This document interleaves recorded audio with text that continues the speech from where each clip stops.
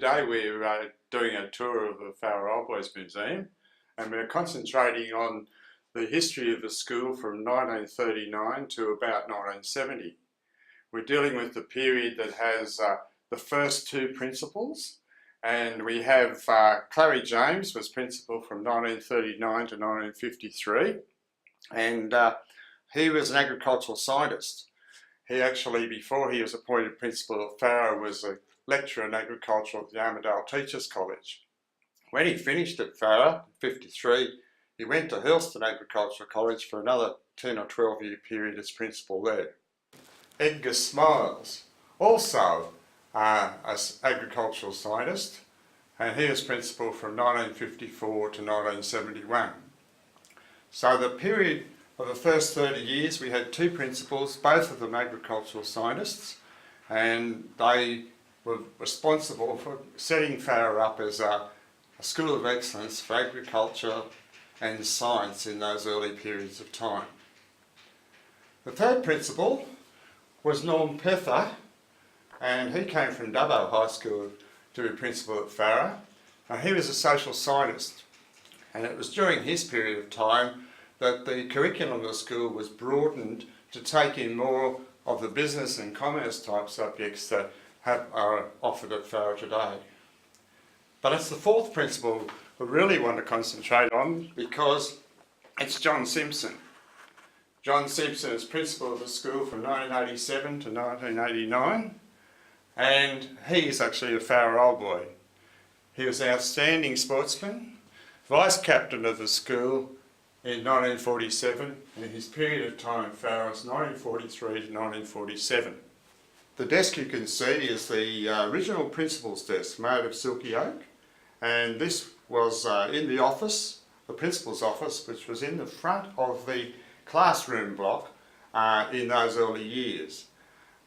Many past students probably remember coming to that room and sitting or standing on the other side of that desk, having to explain themselves to Mr. James or Mr. Smiles as to what they've been up to, and wondering what result would be for their actions. On the top shelf here of the display cabinet we have some of John Simpson's belongings. The first item on the left there is his school blue, and there's a photograph of him at the time when he was principal. To the right is his school blazer, his vice captain's badge, and his pewter he is presented with twice. Once when he was a student, and the second time was when he finished up being principal. You'll also notice a couple of port bottles. Back in that period of time, money was raised by the school by selling bottles of port and wines as a fundraising activity. Many students will recall Clary James's day, particularly in the early years, in reference to the boxing glove. The boxing glove is one remaining boxing glove of several pairs, and they were used on Sunday afternoon in Centre Lawn, where the school principal, Mr. James, would get students who had disagreements or grievances to sort out the problems, and it was done on Sunday afternoon in Centre Lawn. Boxing actually was quite a popular sport in the school in the early years, and the trophy next to the boxing glove is a boxing trophy, a house boxing trophy, and on the trophy it was won in 1942 by Oxley. The Aboriginal artefacts here, the 4 stone tools that we have on display, were collected from the grounds of Farrer, and basically along the banks of the Peel River that runs through the school. Apparently in times gone by, that river was a meeting point of various Aboriginal tribal groups that used to live in this area. The actual artefacts were collected by Mr. Al Simple, who was the field officer from 1952, and he actually went on to become the farm foreman. The student desks you can see in this image are the ones that were put in the school in the classroom block when the school started in 1939.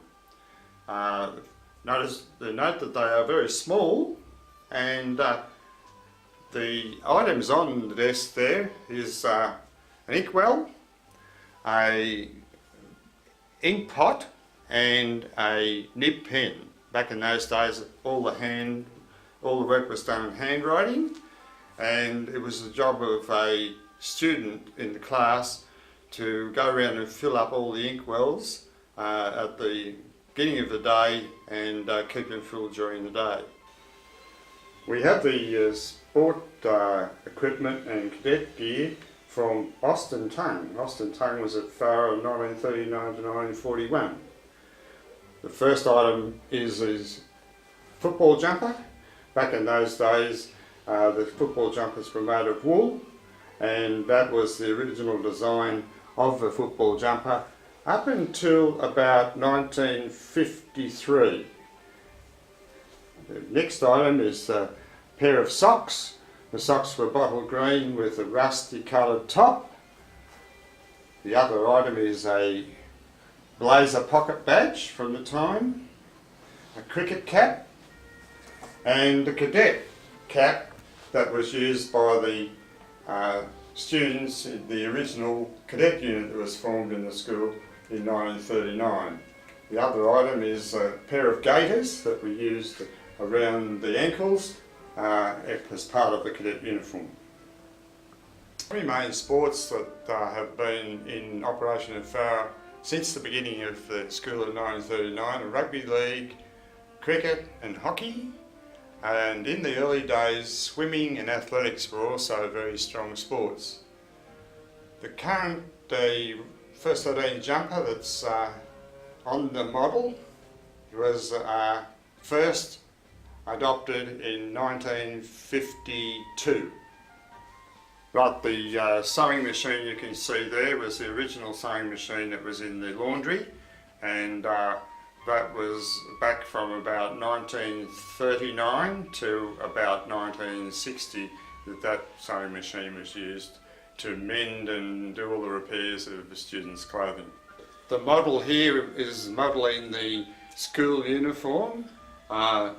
This school uniform was donated to the museum by John Barwick, who was here in 1954. The school uniform today is pretty similar. In the display cabinet, basically of agricultural things, we have show ribbons and medals and animal sales brochures, and also an old shearing handpiece and a pair of shears in that display. In this file here on the desk we have the best record that we can get of the Farrer Enrolment and Service Directory of all the students enrolled from 1939 to the current time. Display in the stairwell, the glass display, contains a lot of the memorabilia from the time of the cadet units that were at Farrer. The cadets started in 1939. 6 months after the school started, World War II started, and there was a great interest in military service by the students and the teachers at the time. In the display cabinet we have a 303 rifle, which is used for drill. There's a sword and a scabbard, which is used for ceremonial parades. White gloves and leather harness for the band member who holds the big drum. And on top of the cabinet you'll notice a bugle and a mace that is used by the drum major of the band. The drum major in 1975 was Stuart Maunder. And Stuart Maunder is at the moment the National Director of the New Zealand Opera Company, and the assembly hall at the school is named after him. In the stairwell we've got now a display of the shields, the main awards, speech day awards that the school has each year. The first one is the G&W Barnard Shield for sub-junior swimming. Next is Dr. Redler's Trophy, and it is for the senior swimming champion. This shirt, a hockey shirt, was provided to the museum by Matthew Smith. Matthew Smith is our Australian Hockey International and had a long career playing for Australia and at the Olympic Games in 1996 at Atlanta. The Baker Shield is for the Junior Athletic Champion. The JNF Ramsey Shield is for the Sub-Junior Athletics Champion. The Canberra Raiders jersey, signed by the players of Canberra, was provided to us by Alan Tung, Farah old boy, who has had an illustrious career with Canberra and finished off being captain of the Canberra Raiders. Also at Farah, of course, the grandstand of the sports clubhouse is named after the Tung family. The K Shield is for Senior Athletic Champion, and the David Ward Memorial Trophy is a trophy for the greatest contribution and effort in team sport in the senior school. We're upstairs now in the museum in what we call the Golden Oldies alcove. The Golden Oldies were responsible, well, actually the pioneer students of Farah between 1939 and 1943. Pioneer students of the Golden Oldies have had several reunions over the time and have raised funds which have gone towards the cost of fitting out this museum, and their efforts are greatly appreciated. This is the first photograph of the school taken at the end of 1939. In this photograph are 63 of the 71 students that are enrolled in that first year. You'll notice that they're not all the same age, but in the initial enrolments there were students that went to first form, second and third form, as it was the case in those days. The principal, Mr. James, and had 4 teaching staff at that time, and there were 3 or 4 other staff that looked after the manual arts and managed the farm. The badge at the front of that photograph is the official school badge that was registered in 1939.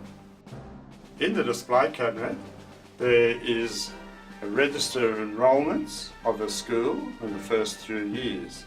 This book does the enrolments from 1939 to 1945, and you'll notice that the first entry is Alan Richard Gosling, who came from Hamilton in Newcastle and went to Hamilton Primary School before he came to Farah. These days, since 1996, the new dormitory block accommodation is named after Alan Gosling. The blazer we have here has been presented to the museum by pioneer student Bob Hall's son. Bob Hall was here in 1939 to 1941, and the blazer, also there is a hat band that was worn around the hat that they wore at the time, and a Kubra style hat. You'll notice that the actual school badge, although it is rather indistinct at that time, was the same as the official design. The first cup here is the Asher Cup, and it's for house competition. The second cup is a Frank McLaughlin Cup, that's for senior swimming champion. The next trophy is the Carberry Cup, which are most outstanding sportsman of the school. That was donated by the Carberry family. Both of the Carberry original students were in the 1940s, and they have their grandson is at Farah at the moment. The trophy of the school is the Robert Borthistle Cup, and it's awarded for the most developed student character, academic, sport and sporting activities. In the cabinet here we have documentation of the school being gazetted in 1938. There's a surveyor's map of the site, a photograph of the minister of the day laying the foundation stone, and the trowel used by the Honourable D.H. Drummond to set the foundation stone on the 13th of August 1938. That stone today is in the building over there, the old classroom block.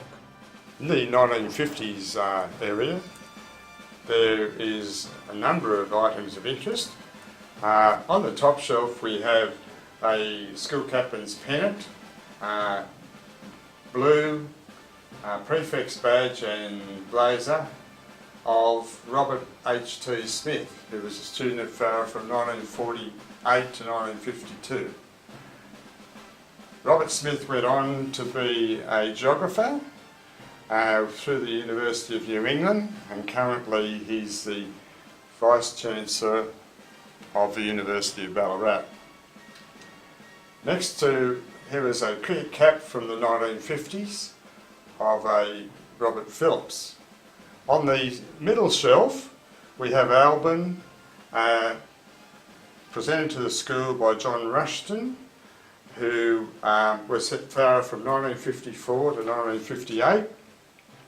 He is currently the CEO of Southern Cross Television in Queensland.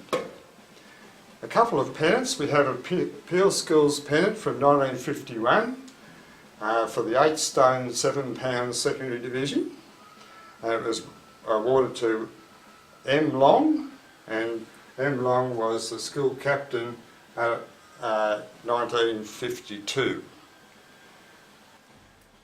For our 1960s display, this is sort of before the digital age, and there's not a lot of photography or images available from that period. But last year's reunion, one of the old boys brought back 2 frames of photographs that show what school life was like in the early part of the 1960s.